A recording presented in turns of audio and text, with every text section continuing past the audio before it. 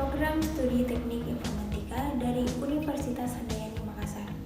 Baik, kita langsung saja ke materi pertama.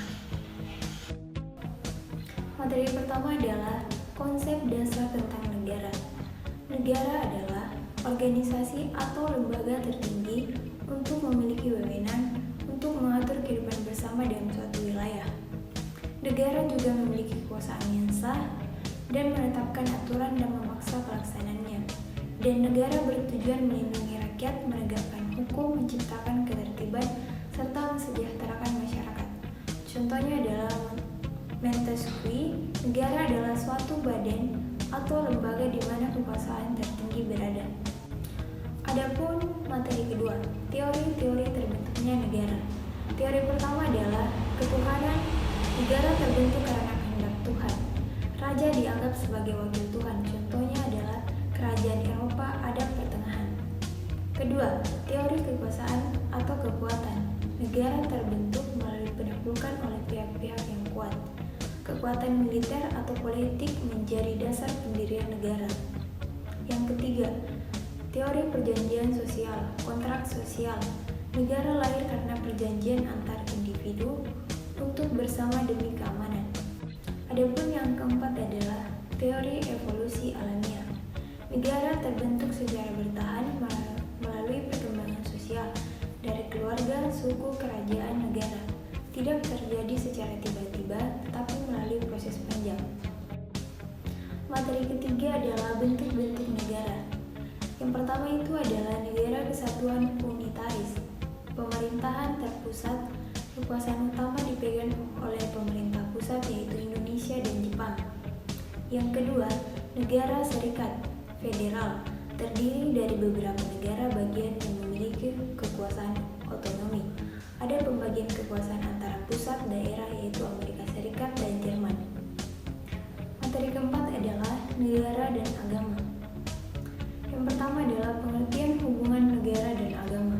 Negara, lembaga yang mengatur kehidupan masyarakat dan menjamin keadilan hukum serta kesejahteraan. Agama, sistem kepercayaan kepada Tuhan dan ajaran moral dan ibadah. Hubungan negara dan agama menentukan kebijakan negara dalam menjamin atau mengatur urusan keagamaan. Yang kedua, model hubungan negara dan agama. Negara sekuler, negara netral terhadap agama, tidak mencampuri atau mendukung agama tertentu. Contohnya Prancis dan Turki. Negara teokrasi, negara berdasarkan hukum agama, pimpinan adalah tokoh agama, yaitu adalah contohnya Iran dan Vatikan. Negara dengan agama resmi mengakui agama tertentu sebagai agama negara, tetapi tetap ada toleransi, contohnya Inggris dan Malaysia. Negara pluralis mengakui dan melindungi semua agama yang diakui secara hukum, contohnya Indonesia. Ketiga, hubungan negara dan agama di Indonesia. Indonesia bukan negara agama dan bukan negara sekuler. Berdasarkan Pancasila, khususnya sila ke-1, Ketuhanan Yang Maha Esa, UUD 1945, Pasal 29 ayat 1 dan 2. 1. Negara berdasarkan atas ketuhanan yang Maha Esa. 2.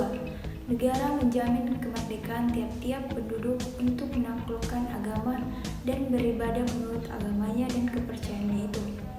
Negara menjamin kebebasan beragama namun tidak mencampuri ajaran agama. Dalam saya pun sebagai mahasiswa, saya memiliki peran penting dalam kewarganegaraan, yaitu menjunjung tinggi nilai-nilai Pancasila, menjaga toleransi dan menjadi warga negara yang taat hukum dan menghormati perbedaan. Jadi kesimpulannya adalah negara terbentuk berdasarkan unsur wilayah, rakyat, dan pemerintahan. Teori terbentuknya negara beragama, ketuhanan, kekuasaan, perjanjian sosial, dan evolusi. Bentuk negara dan menentukan sistem pengelolaan kekuasaan. Hubungan antar negara dan agama harus menjamin toleransi dan kebebasan beragama.